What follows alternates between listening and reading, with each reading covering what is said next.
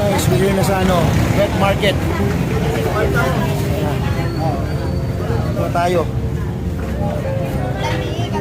Teka, pula-pula.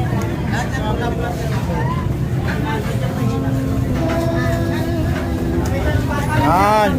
We're back. Okay. So guys, ito na biya nito. 200 ka lahat. Ito.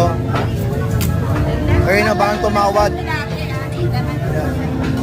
Ilang kilo na yung nandun sa ano? Okay, so si ate gusto pumipili para sa amin. Yan. Kilo natin. Guys, kumuha na kami ng pusit. Ito raw, pusit original. May tunaw. Ulo-ulo guys. Frozen. Ate. May tuna belly. Bilagyan tayo tuna belly. Our favorite, pampano. Yan guys, dito libre linis. Ang lalaki, pampano.